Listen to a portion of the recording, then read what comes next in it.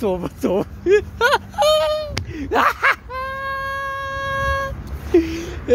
یه حیران شدم خودم دا حیران بشم همین نصیب دارم. السلام علیکم همسایه جون. بای اوزی من شما دا تلفن میکنم یاد دقیقه بخشش زنگ شید من شما دا زنگ بزنم وایلش. السلام علیکم. الا بای گفتم که زنگ بزنم یاد دقیقه برادر همسایه رو دیدم همین کیره. خوب مالش خوب. السلام علیکم همسایه جون. سلامتی سازی همسایه جون. کارو برو نگذار. کارو خوب اول تیم. همه سوز همسایه جون. همه خوب. همسایه جون. همسایه جون میگو تینجه لواکو وقتا کو خوش خاندا داسمانی هفتم ای تینجه میگو اولیکو زیاد چیده چی؟ اولیکو زیاد چیده نه خدا میدونه اولی گرفتی همسایه. نه همسایه میدونی یا واقعا عجیب شده. این همیشه ماشین در همین پیش سوپرمارکت موندگی بود ماشینی ما. اوه سحر میخیزه ماشین نیست دزدیدیانش ماشین دزدیدیان. ای بچه ماشین دزدت خندیده است؟ دزدیدیان آخه برادر. ای همسایه جون آدم وقتی ماشینش که دزدیدن گریه میکنه تو چی با خندیده استی؟ آخه برادر اگر که هر چی کی همین خودم دادری ماشین بودم اگه نه من گم میشدم.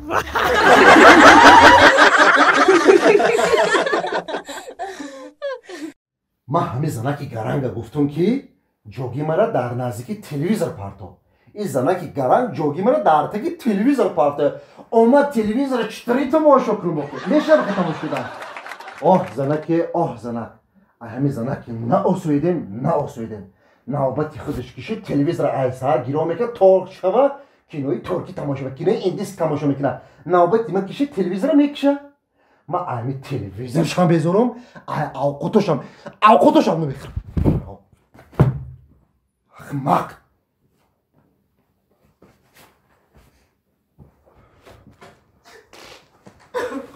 دکتر جون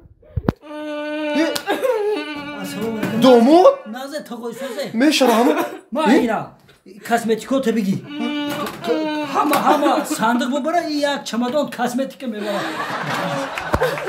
نازه تقوی تینجه سلامتی نازه دومود لابا یه تینجه چی گپ شد دختری ما گیره کلیسا بای برموت اومده چی تینجه یا گیجو تینجه تقوی اینمی یا عدیالو اینم دو بولیشتو یک ده چمدان کاسمتیک بردمش آورده مخی خیلی تقوی یک فهمیدن در کارودما من میفهمم مخی خیلی دختر یوشای اینا 18 پر کرای 35 در اومده یکی فهمیدن در کارودما همین گپ بین خمون تقوی همین دخترتون مدد نشی خیلی فهمیدن در کارودما دومو جون خیلی زندگی پاسی و بلندی داره خیلی زنک تربیت کردن در کار وقتی که نشی تعلیمش میگی تربیتش میکنی میفهمونیش خیلی گپ نه اخی یه روز شکلات بود دیگه روز نمیگه خیلی فهمیدن در کار دخترا همه پاسی بلندی میگه مردک بره تقوی مو زندگی را بلندیش ندیدم اخی حتی همین فقط زندگی پاس اخی خیلی فهمیدن در کار مورا اخی اما خطه همین مردک باره گپ بین خمون تقوی همین گفتم که همین دخترتون مده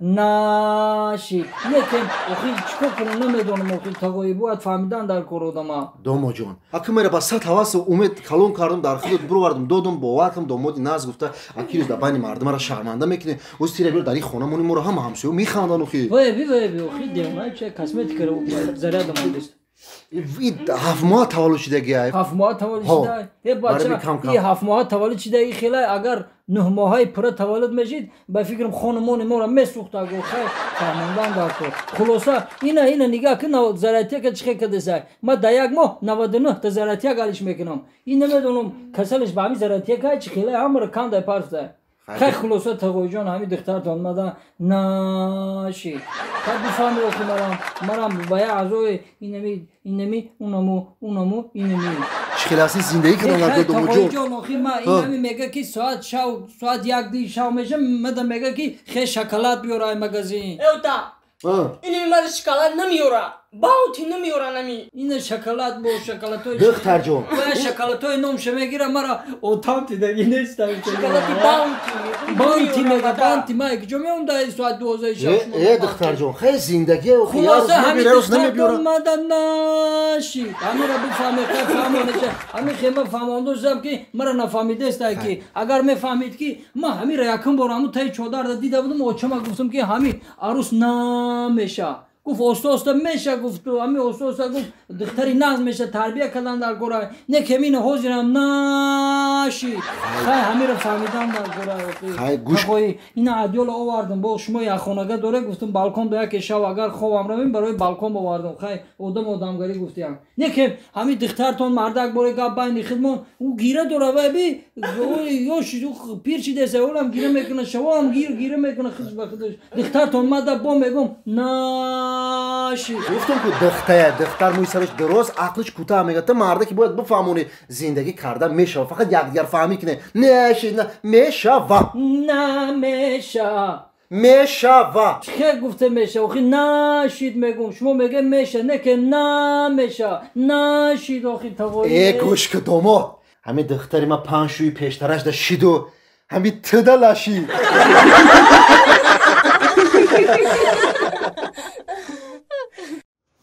این کاری براتای من میدونم من میگوشمش کنم اوزی چیه میکنی آخی؟ آخی کاری برات نیست کاری که اگنه؟ کاری سعدی کاری سعدی؟ تو بچه شما دیدی که هم سعدی همین کار کرد؟ دیدی که بچه شما زد سر کفان دوخیان؟ وقتی که اوچت در سعدی نام داد زد سر اوچت در کفان همین سعدی آخیان؟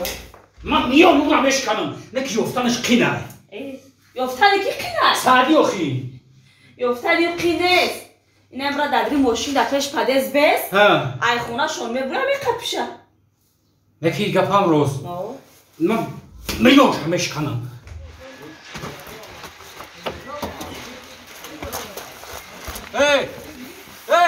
بس اینجا بی تو شبکتم مونده یک مطرح ببینم نشناسم ها یا خونه ما در آمده بری نه رفتی؟ رفتم اوچه من اونو داد بچی با بسنگ زدی سرش کفاندی؟ یک من بسنگ نزدم شا چخه بسنگ نزدی شا که بردیم سرش دختیم آوردیم شا اوخی من بسنگ نزدم شا بچی زدی اگه نه؟ بانانی داده که خودش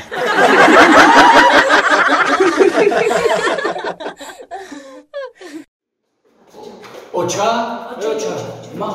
من همه آوا بیارم اگر من روت میخری بچه در یک تا روت میخری نه من سه تا روت میخرم سه تا چی با سه تا در جونکه زرا داره بچه یک شب خود نه من قطعی اسماعیل جانی نوروز قطعی امیر جان نوروز میخرم من بچه اینا من میرم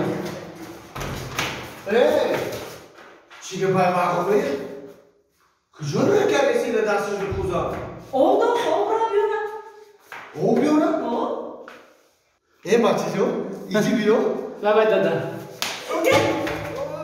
تو چی با بزنی این کودکا؟ چی با میزنی؟ وادی همین میره او میاره در خدیره آموده سیکو مگاتون کوزو رو مش کنن او برم که خواهد شکست با بزن شاخی اوخی بعدی شکستن چی در کار زدن؟